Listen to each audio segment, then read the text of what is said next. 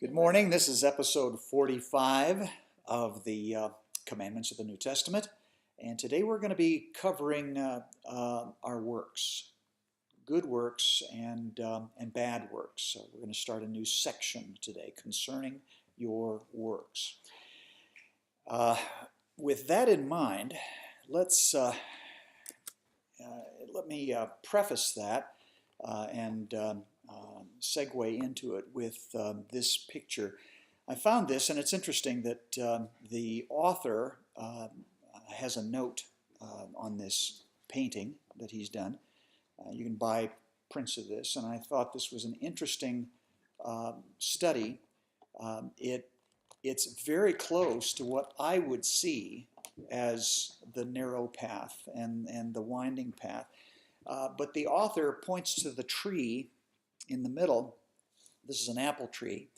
The tree on there's two apples growing on the tree, he says, and the apple, you can't see it well in this picture, but you can see it in the painting. The apple on the right is withered and kind of gross looking, and the apple on the left is luscious and beautiful and trying to tempt you down the wrong road. You don't want to go on the correct road, the beautiful path, because it's got a shriveled apple, and you don't want to go to a shriveled apple, so you're tempted to go to the wrong road there. I thought this was interesting because if you look down the roads, you see much clearer where you're going. And the bad path, the hard path, the desert path ends up in blue sky and the clouds part and just the opposite if you head down the grassy path. Now I don't know whether that was a mistake on the author's part or whether it was just fill in. I don't know why he did it that way. But of course Jesus said, enter ye in at the narrow gate. Now remember, the gate is at the end of the path, not at the beginning of the path. So you want to enter into the narrow gate. Now he's speaking metaphorically of our pathway to heaven, our path to heaven. Enter ye in at the narrow gate, for wide is the gate and easy is the way that leads to destruction, hell. And many there be which go in thereat, that is, at that gate, the gate to hell. Because narrow is the gate, and hard is the way which leadeth to eternal life, and few there be that find it. The path to heaven is not a luscious, green, beautiful stream running next to it, beautiful trees shading the way and flowers growing along the edges of the path. If that's the path you're on right now, you're on the wrong path, according to Jesus. There are few that will find the gate, let alone go in thereat. They will take, ultimately, the wrong path. They'll take the attractive path, which is what the author here was trying to get to. You want to go down the pretty path. You don't want to go down that nasty path. Ignore the apple, which I thought was an interesting metaphor, seeing that a lot of people believe that it was an apple in the Garden of Eden, and it was beautiful to look at and luscious appearing, and it probably was good to the taste, and etc., etc. Okay, let's move on here. I wanted to talk today about good works. Let's open our copy of the book, handout today, and let's see here. And what you want to do is scroll down in the table of contents, if you're not there already, to concerning your works. It starts with commandment number 32. In the current handout. So you want to go to concerning your works. Everybody there? Now, the note that I have that begins this starts with Acts 9:36. Now there was at Joppa a certain disciple named Tabitha, who was a woman, which by interpretation is called Dorcas. Dorcas was her Greek name. Tabitha would have been the Hebrew name. This woman was full of good works and alms deeds, which she did. Now, the reason that I start out here is because there's a distinction being made in this passage, and several others, frankly, between good works and alms deeds. Alms is the New Testament word for money. Money. So whenever somebody gives alms, what they're doing is they are giving money.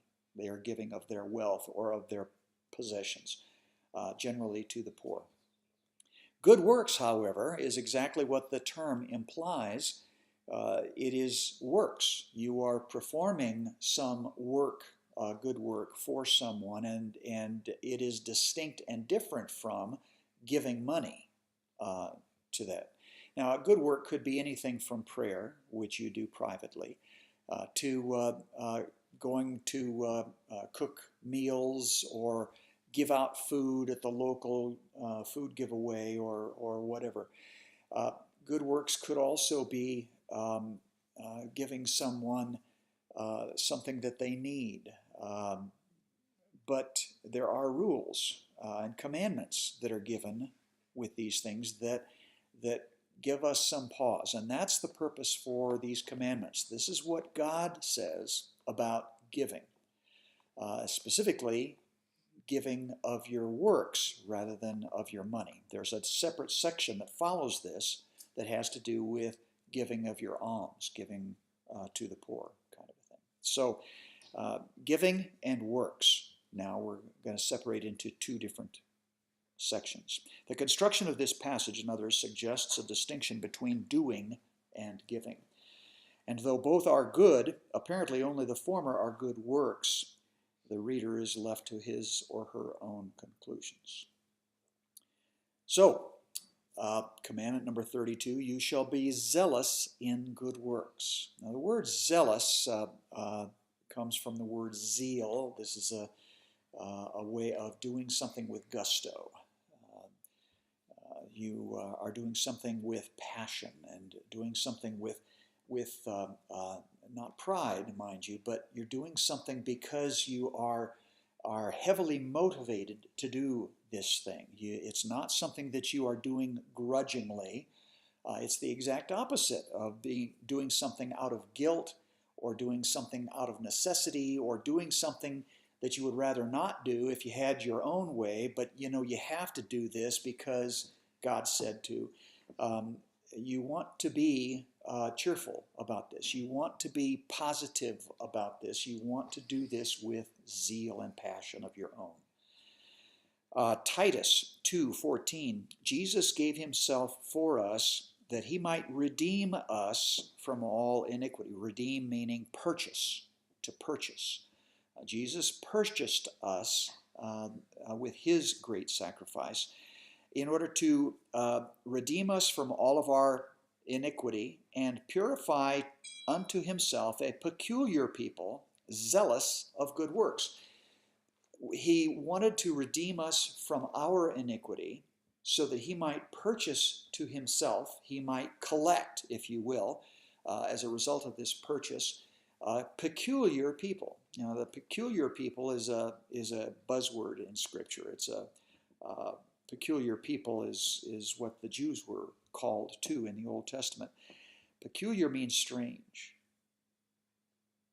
Peculiar means different than everybody else, and different for different reasons. The Jews had a dress code, and this dress code, I don't know if you've ever been to a Jewish community, but the young boys walk around with they don't cut off their sideburns. They let them grow very long, and they let them grow way past their chin, just the sideburns, because they're not old enough to have a beard yet. So they'll let and to keep them up off of their clothing, they'll curl them.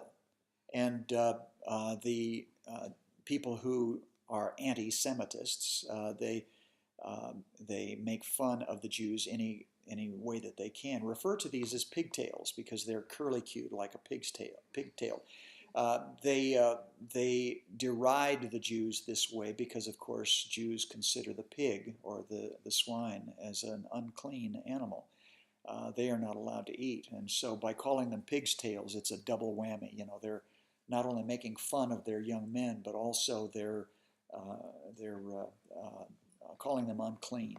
And the Jews have to wear a hat all the time, and they walk around in prayer shawls with fringes on the ends of them, and just about everything that they wear and everything that they do, and how they bob their head when they pray, and all of these things that are prescribed in the Jewish law are to make them a very different, very peculiar people.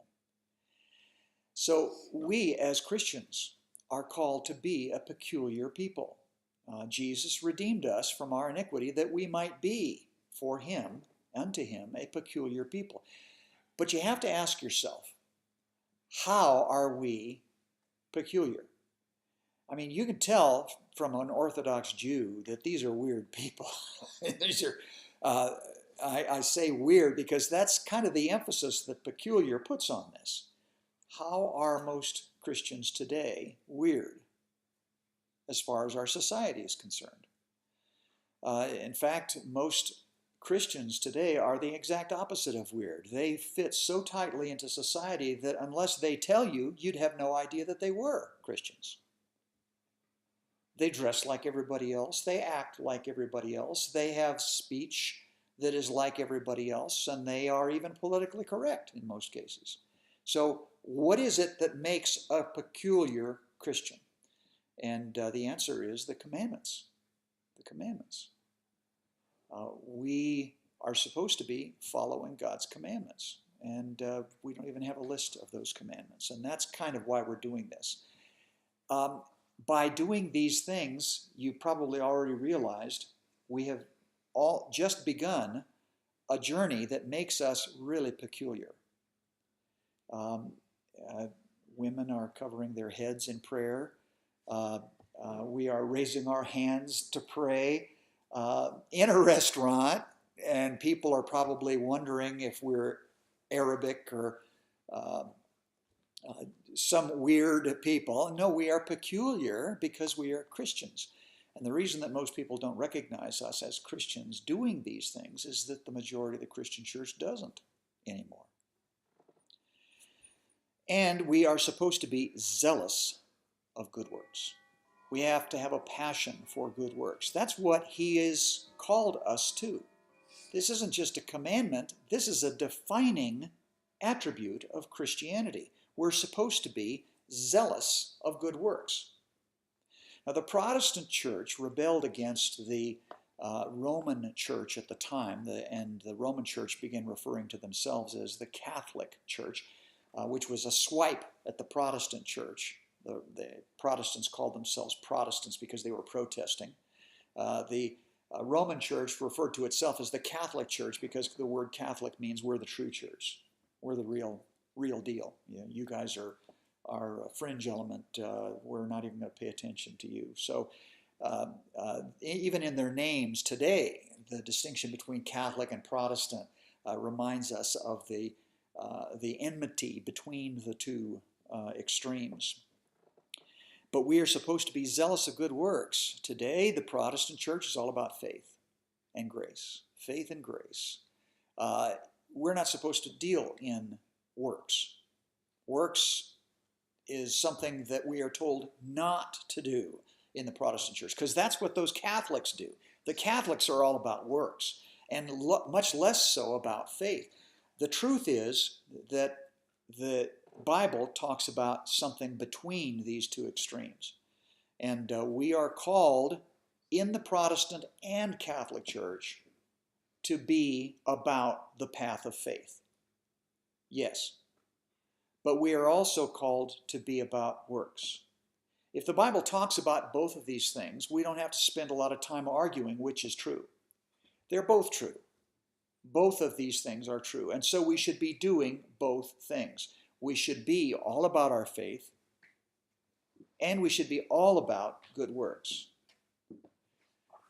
Our salvation depends on it. And you'll see this very quickly. So the Catholics had it right, and so did the Protestants. It's just that both of them were wrong in going to the extreme of saying they're wrong and I'm right. Both of them were saying this. And the truth is they were both right, and neither one of them was wrong, except to exclude the other. It's kind of a tragedy that this kind of thing was allowed to happen in the first place. We are his workmanship, Ephesians 2:10, created in Jesus Christ unto good works. Now, I'm fascinated. I know this from way back. Maybe you remember hearing this. The word in the Greek, the original word for workmanship in the Greek in this passage is poema. Poema. And it's the word that we take our English word poem from. Poem. So we are his poem, I was taught. We are the poem of God. This is how much he loves us, and that we were created to be his poem. And he put all of his thought and all of his effort into making this beautiful poem, and that's us. We're his poem. And then we go to the next verse. And of course, we miss entirely, by doing that, the point of this verse as it stands. Especially us Protestants who avoid the phrase good works like a plague. I mean, that's what the Catholic, so we won't talk about that part. So we're all about, we are his poem, his poema, created in Jesus Christ for good works. But we don't talk about that good works stuff. Which God hath before ordained that we should walk in them. Walk in them meaning his poem. We should be walking as in his poem. Now the word walk, you've heard the phrase the Christian walk. The Christian walk. It's not only scattered throughout the New Testament, but it's also a running allegory in the New Testament. God's word, remember God is the author here, telling us about our faith. There are lots and lots of definitions of faith out there, but the true definition of faith, the one that we want, is the one that God placed in Scripture. Faith, if you ask any Christian, you're likely to get the fact that faith is another word for belief. We believe in Jesus. We have faith in Jesus. We trust Jesus, meaning we have faith in him to perform that which he has promised. Of course, we are his poem, which emphasizes us as really cool. I mean, we deserve it because we were created as God's poem. You know, I mean, we're his workmanship, his poema. That's better than referring to us as his sheep, being stinky and stupid. We don't like to talk about that as much as we like being a poem rather than a sheep. However, we are created in Jesus Christ unto good works. We are created as his workmanship.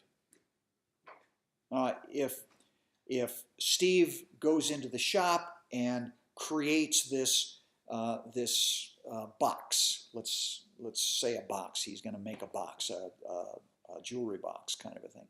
And he crafts this and he cuts the pieces and he joins the pieces with the right kind of glue, and he glues it on a square, and he makes this beautiful box. Okay, this is his workmanship, but it was created for a reason.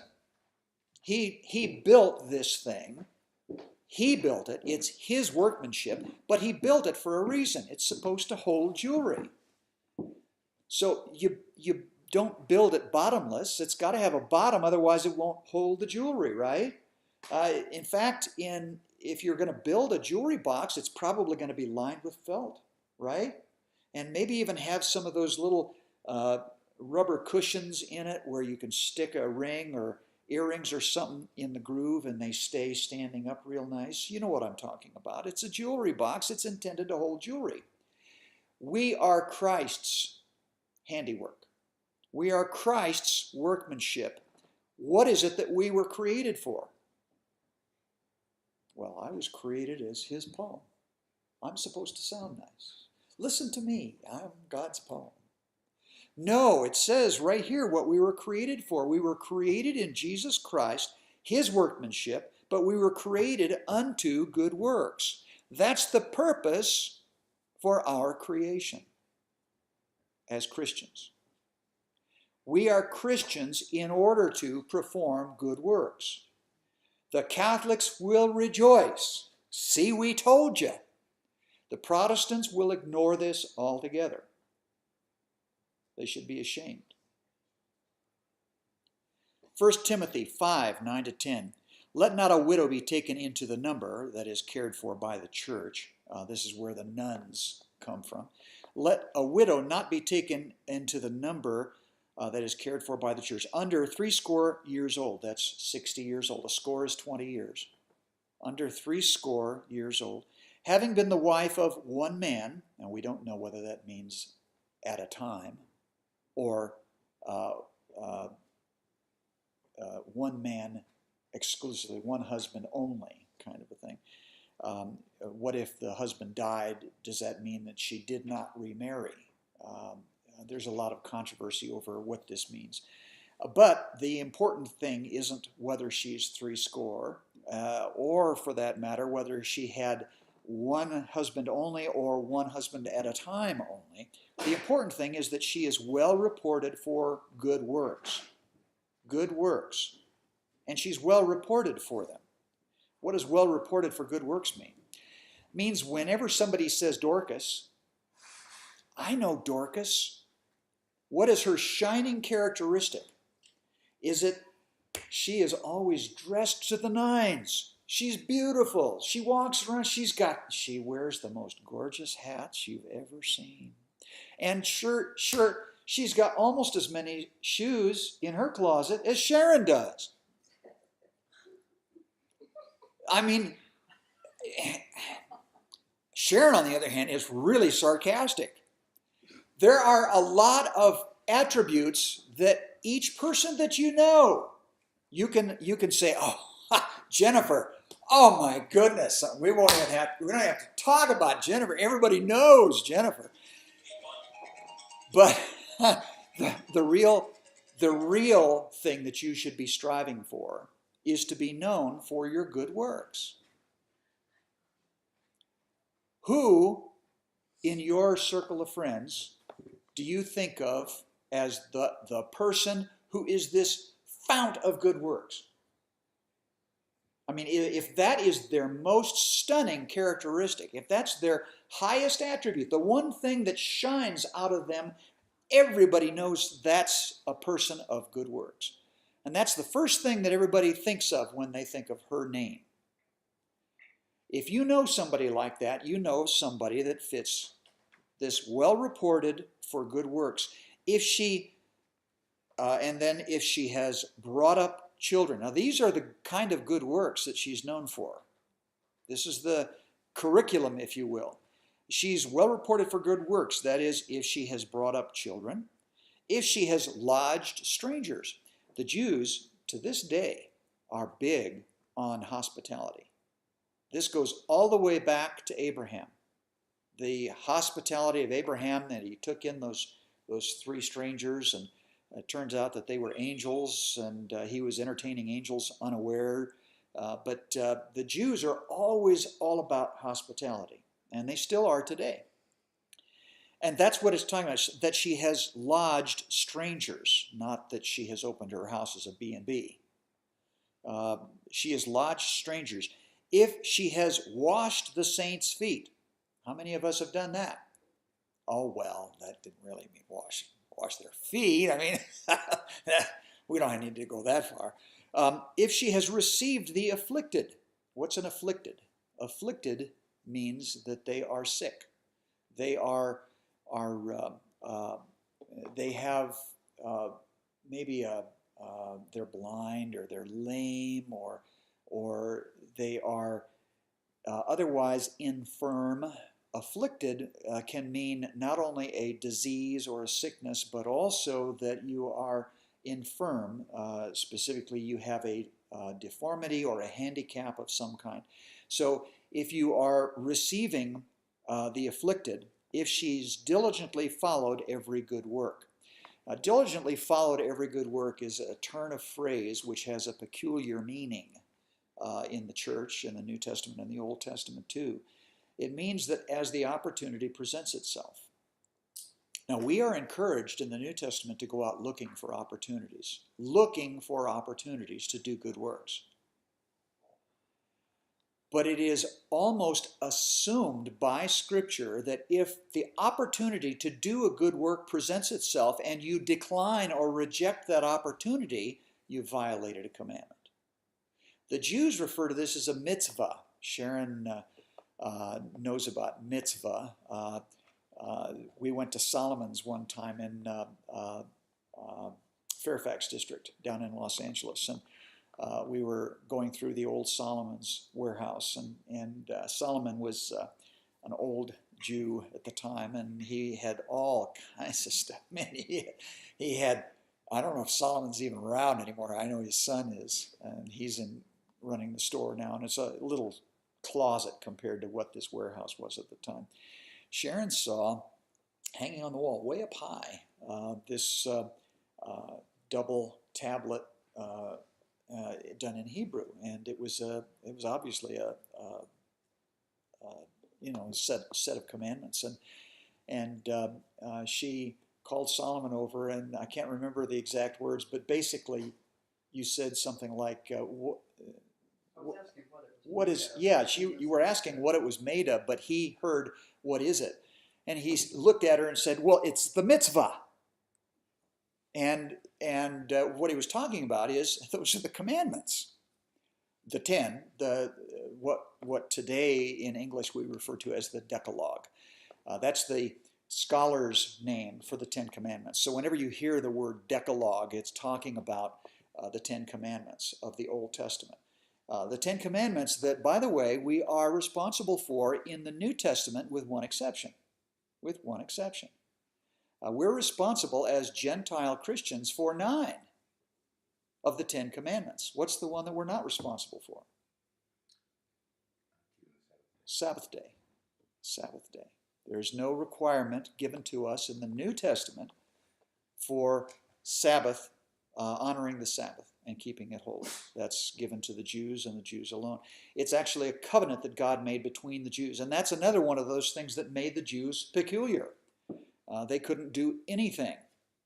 And the Jews made it worse. I mean, they decided, if we're going to be peculiar, let's really be peculiar. You can't even spit on the Sabbath day. Because there's a chance that if you spit on the ground, it might skip on the ground. And if it skips on the ground, then you just performed work. And work is forbidden on the Sabbath day, so you just violated the Sabbath.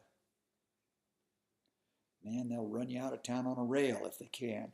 There are neighborhoods in Israel right now where if you drive a car past, they actually set up barricades on their streets so that you cannot drive on this street on the Sabbath day. They put them up Friday night as dusk is coming on. And there are kids that will sit on this barricade with a pile of rocks next to them. And if you drive even close to the barricade, they'll throw rocks at your car because you're violating the Sabbath by driving the car. You're driving a car, we wouldn't think of that as work, but you're kindling a fire in each one of your cylinders. That's that's work. Kindling a fire is work. So we're going to throw rocks at your car for driving close to us because you're a violator of the Sabbath, kind of a thing. And they take this Sabbath deal really seriously. And Jews, especially the Orthodox Jews, do take it very seriously to this day. 1 Timothy 2, 9-10. In like manner also that women adorn themselves in modest apparel. Now that's a commandment. We've already talked about this modest apparel commandment. Women are supposed to adorn themselves in modest apparel. Modest meaning not outlandish, not sexy, not communicating an inappropriate version of themselves to the public in general. And you know what I'm talking about. Clothes telegraph something about you to the outside world. And that's their function. That's the way that we use it yet today. If you dress a particular way, what you're doing is you're telling people about you and how you wish to be perceived. And so you can tell a lot about a book by its cover. In like manner also that women adorn themselves in modest apparel with shamefacedness. We would say that shamefacedness is a $10 word for meek. Meek. That you are meek. That you are not loudmouth. That you are not boisterous or loud or argumentative or any of the things that would contradict the idea of a meek personality, a meek attitude. So if you are to be shamefacedness and sobriety, meaning that not just that you are not drunk or tipsy with wine, but sobriety also infers that you are careful about your speech, that you are careful about your attitudes, that you are a sober kind of a person that is not given to silliness or pretension or deceit. Sober doesn't mean walking around looking like a prune. That's not what it's all about. Sober in the context of the original Greek here has to do with honesty. You're supposed to be honest about the way that you look, the way that you act, the way that the world sees you. This is a big deal, and we're going to get more into this as we get further into a lot of the commandments. Men and women who belong to the Church of Jesus Christ are supposed to be honest in not just telling the truth or speaking the truth, but in the way that they act. And we are to shame those who call us evildoers. Now, this may surprise you because, frankly, the church isn't unique or peculiar today. We tend to blend in very carefully because we don't like being odd man out all the time. But back in the first century, in the early church, Christians were weird people. They were a peculiar people to Christianity, and because of that, people were constantly claiming that the Christians, Gentiles or Jews, whatever they might be, they were evildoers. They were doing secret bad things. Caligula, no, it was Nero, one of the Roman emperors. They thought, as an afterthought, that Nero might have had a little insanity in him. He was a little unstable, but he had it in for the Christians. Boy, he wanted to wipe out Christianity altogether, and he couldn't find them. They were hiding. They were good at hiding from the Roman emperors, and so rather than find them himself or his soldiers, his Roman soldiers, he decided on a campaign of lies.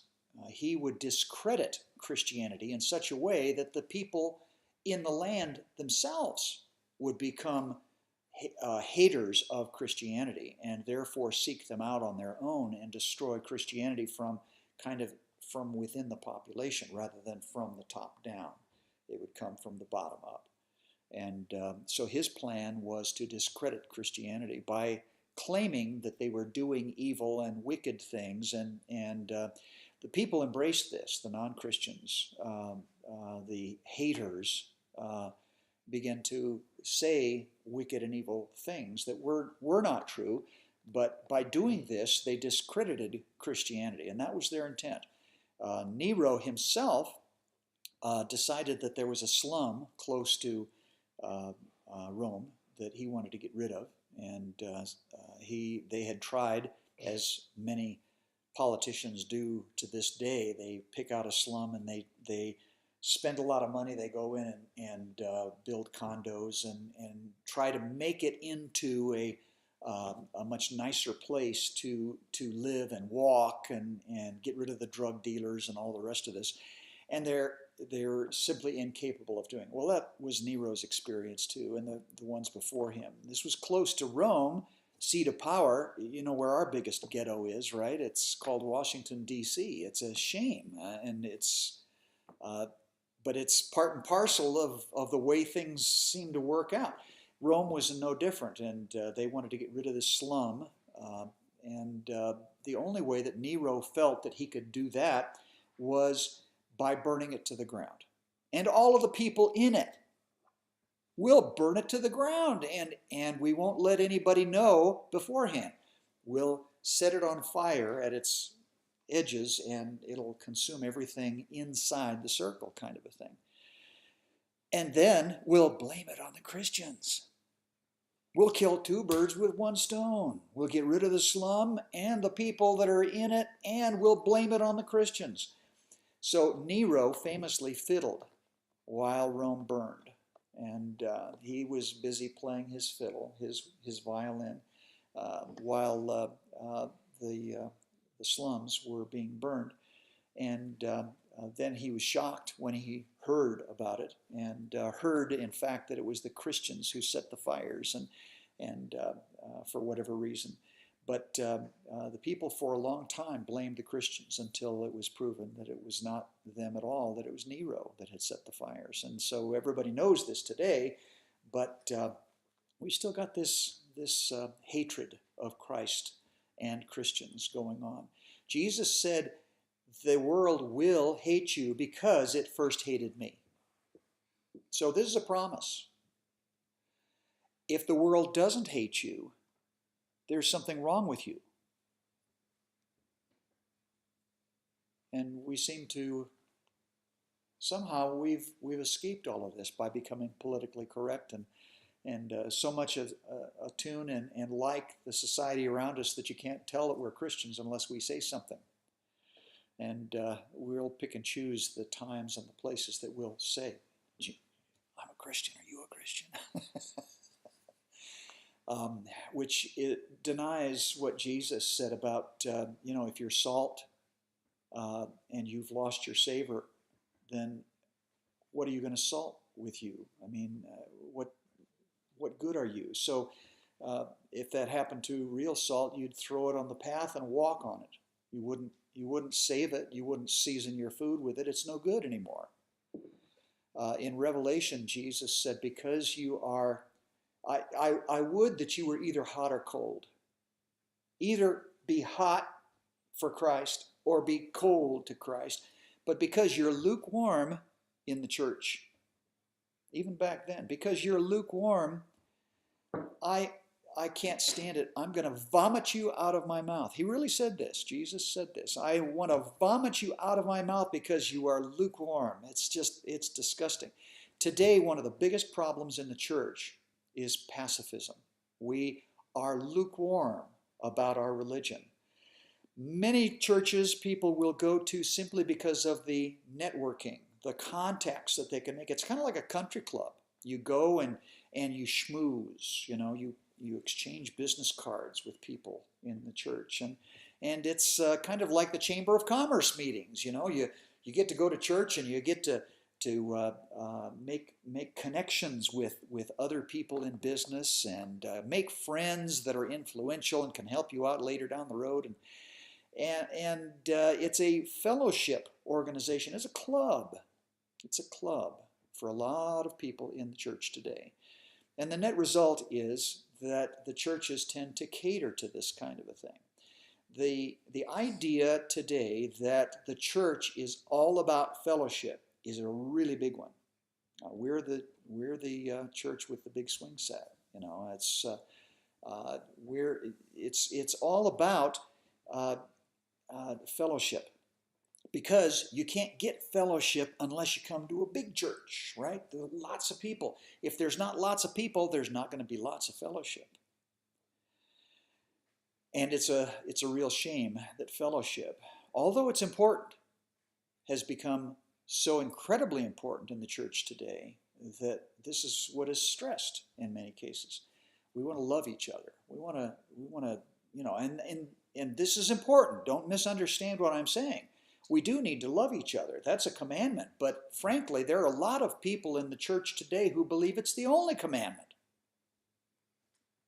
Love your neighbor as yourself. Love, love, love, love, love.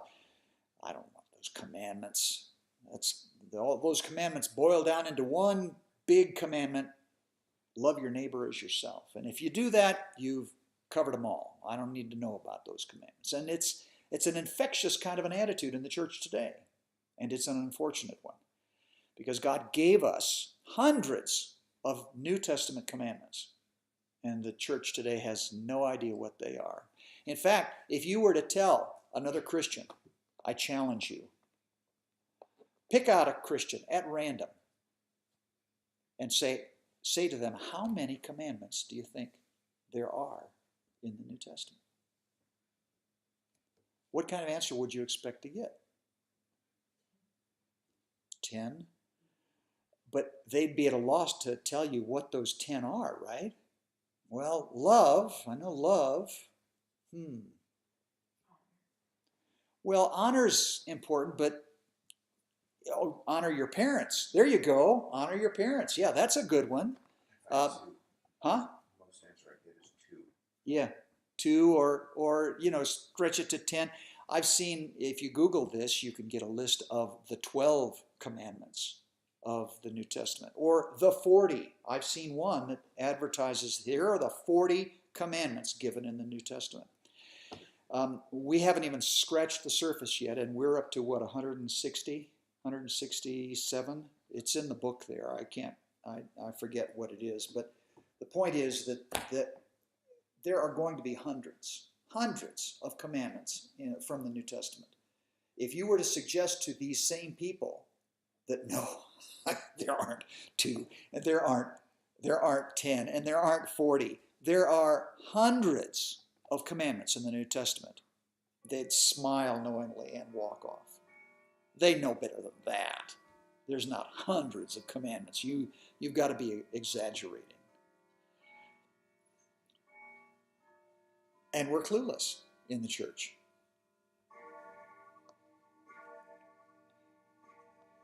So, next one here. But we are, women are not to have broided hair, that's braided, fancy, piled up hair. That's not what God is looking for. Or gold or pearls or costly array. Now, jewelry in general, I think, is what's being talked about here. Or costly array. I've seen dresses that were nothing but sequins, and this is costly array is what we're talking about here. If your life is about these things, then your life is a waste as far as God is concerned. This is not what He wants. And He's given us commandments that say, for instance here, but which becometh women professing godliness. If you're going to profess godliness, you eschew all of those things, and instead you focus on good works. Good works. And the Catholics are saying, yeah, we told you so. Good works. 1 Timothy 5:24-25, some men's sins are open beforehand, that is immediately evident. Immediately evident. They're open beforehand. Going before to judgment, that is to recognition. And some men follow after, being evident later. So what you're going to see is that when you do a good work, some people will recognize it even before it happens. Some people will only recognize it after it happens. Likewise, also, the good works of some are manifest beforehand, that is, immediately evident, and some that are otherwise cannot be hid afterwards. So the idea here is that just like men, good works are going to be perceived as good works before or after. Now, why would that be true? Why would it be true that some people will recognize them before and some people will recognize them after? Why even mention that? The answer is because good works are to be done anonymously. Anonymously. And we're going to get down to this. You can read ahead if you want to, because we probably won't get there today. But the point is that when you do a good work, no one is supposed to know. No one, not the person that you're doing the good work for or to, nor anybody else. There's only supposed to be an audience of one. Because he's the one, the only one that we're supposed to be doing the good work for. We're to do our good works as unto the Lord. So if you're going to do a good work for somebody, there are lots and lots of them out there, but Steve and I were intimately involved in shoveling snow out of somebody's driveway that had a particularly steep driveway. They had a plane to catch to get them out of California, and the time was rapidly ticking down, and they weren't making any headway, and the snow on this driveway that they were parked at the bottom of had turned to ice underneath, and there was just no way they were getting out of there with a two-wheel drive car. What were they thinking? Anyway, so we got the call, and Steve and I went over there, and we worked our tails off, and we got them out of there and in time to make their flight. But it wasn't for fun that we did this. Unfortunately, this is the kind of good work that we could not do anonymously, right?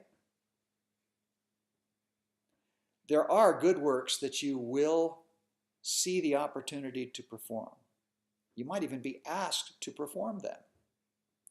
You cannot do them anonymously, but you can do the next best thing, which is you can do them as unto the Lord.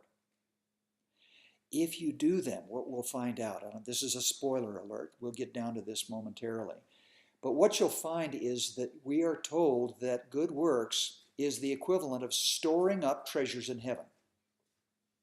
If when you get to heaven, you want this huge investment portfolio waiting for you in heaven, this big chest of treasure. Now, I don't know what we would spend it on, frankly, but God thinks it's a good thing to have treasure in heaven, but you can't take it with you. When you die, your dead body goes into the tomb or into the coffin or into the crematorium with no pockets. There's no pockets. And the reason that they never put pockets in a kittle or in a prayer shawl or any of those things is because you cannot take it with you. It's a reminder that you leave it all behind you. It's the inheritance for your kids, if anything. And they don't deserve it. Snots. You cannot take it with you. So, if I told you that there was a way that you can, I often, I know this sounds silly, but I think of the way as being these, when we were kids, they had vacuum tubes, this tube network, and you know what I'm talking about, and this capsule that you took out and it went when you took it out, and you opened it up and you put notes and stuff and documents in it, and then you stuck it back in the right slot and it went, and it flew to the next station. And that was cheaper than sending a messenger back and forth, I guess. That was long before email. but that's what I think of. We're not able to send treasure to heaven ahead of us except through this one tube. It says to heaven on it, and so you can secretly, when nobody's looking, you can take treasure and stuff it in this thing and go, and it'll be waiting for you when you get there.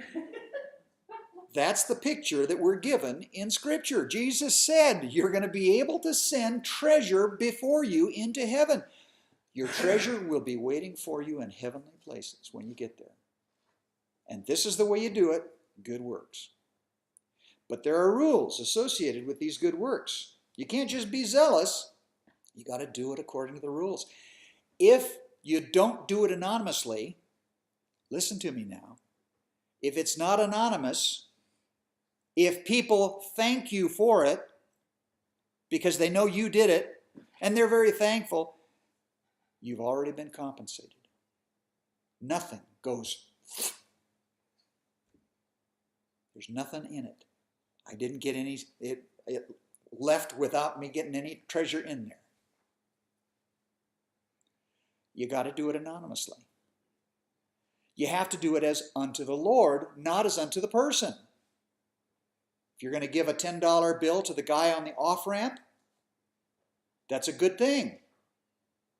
But if next time you drive up, if he runs for your window, he knows it wasn't given anonymously. There are lots and lots of things that we can do, and I haven't figured out a good way to do them anonymously. But I'll tell you one way to do something anonymously. And that is give to an intermediary. If you wanted to give to somebody who was in desperate need, if you wanted to do something for them, you would do it through an intermediary. If you wanted to give money to someone, there are lots and lots of charitable organizations out there that will stand as your intermediary. They are the ones that actually pass the money that you give to someone else. And that function is scripturally a way that you can do something positive, and you can do it with treasure in heaven as the result because you did it anonymously. You can do it anonymously to the organization. It would be much more difficult for you to do it anonymously to that person directly. The fact that the organization might skim a little bit off the top for their expenses in the process is fine. We pay 3% on our credit cards for the same reason. There's no reason that we can't justify paying for an intermediary to process our payment and keep us anonymous in the process. You can also show up to a church and write right on the envelope that you are going to be putting your money in. Put cash in the envelope. Put $100 in that envelope. Seal it up and write the name of the person that it's supposed to go to and just drop it in the mail slot of the church's office before anybody arrives at the church's office. You just gave anonymously, didn't you? What if somebody in the church takes it for themselves? Well, if you gave it as unto the Lord, it doesn't matter, does it? If somebody appropriates it and it grows legs, that person has to respond to God someday about this. That's between them and God. The fact that it never got to where it was supposed to go doesn't bother you, shouldn't bother you at all, because if you take satisfaction about getting it to that person, you just got compensated. This is very complicated, isn't it? If I decide that there's somebody that needs some money and I'm going to help them out, if you do it for them to help them out, granted, they need it, they could use it, but if you even think to yourself, boy, I'm glad I could do that, help them out. Oh no! You see how it works? Oh no, what did I do? This is a very a very complicated thing, and it requires some thought on our parts. It's not something that you can do casually, nor should you. But your best bet is to focus on God. The way I like to think of it is, if I give to God money that goes to John over here, John gets it anonymously, and he ascribes the gift as from God. We both did our parts. I gave to God, he received from God. And God becomes the intermediary. And that's fine with me. I don't want to take any glory or satisfaction or even a warm and fuzzy feeling about helping him, John, with his problem. If I do, oh no. It just went poof, and it went without anything in it.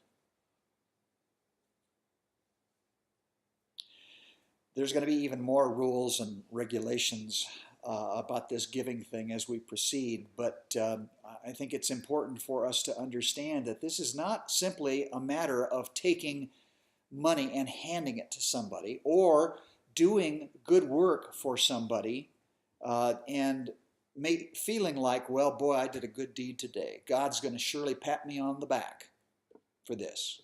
Not if you didn't do it as unto him, not if you didn't do it for God.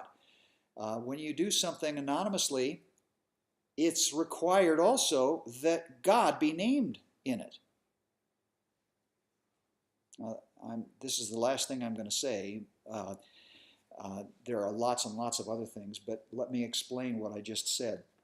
There are a lot of food organizations out there, a lot of what we call faith-based ministries that the government will help fund. I know of several on and off the mountain that provide food for needy families, and it's a great help for those families. However, it is much more efficient to receive this food, the organizationally speaking now, receive this food from government trucks that are willing to deliver it in mass, in bulk, pallets of stuff. And the government, if you sign up with the government and are approved, then they'll ship stuff to you on a regular basis. And all you have to do is fill out the forms saying this is how many people we helped with this much, and all of the rest of this. The problem is that once you get the government involved, you cannot preach Jesus Christ. You cannot talk about God, because this is now a government faith-based ministry.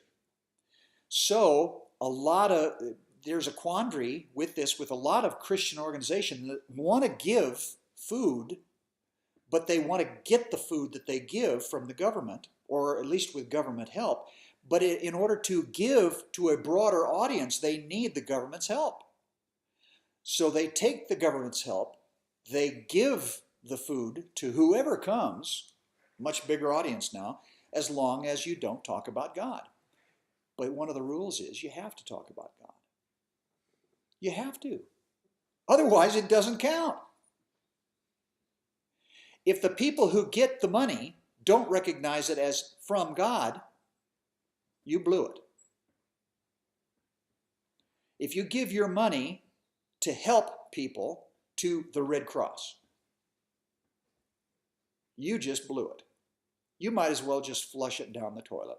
It's not going to be waiting for you as treasures in heaven, because God was not glorified in the process.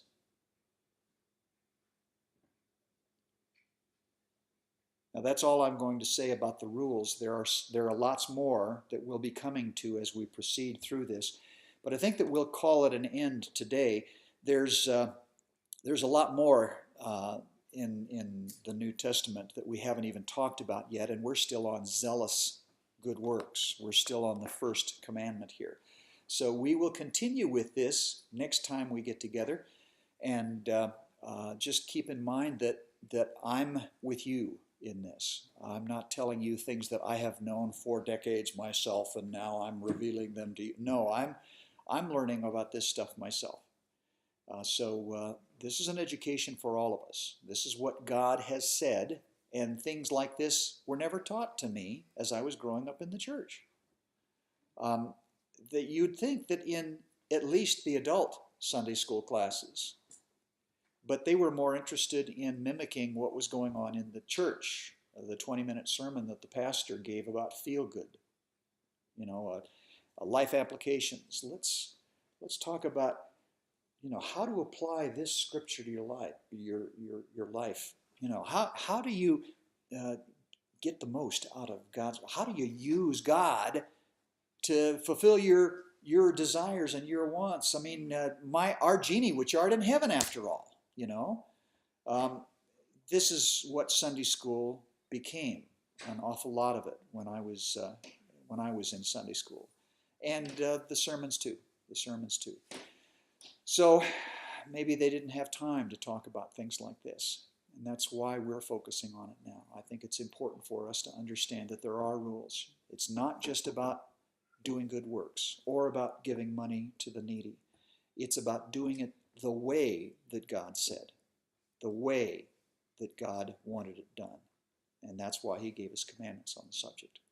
Let's close in prayer.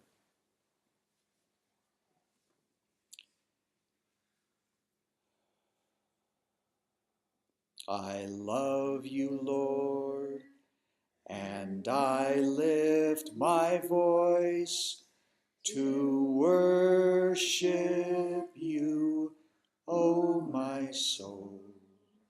Rejoice, take joy, my King, in what you hear. Let it be a sweet, sweet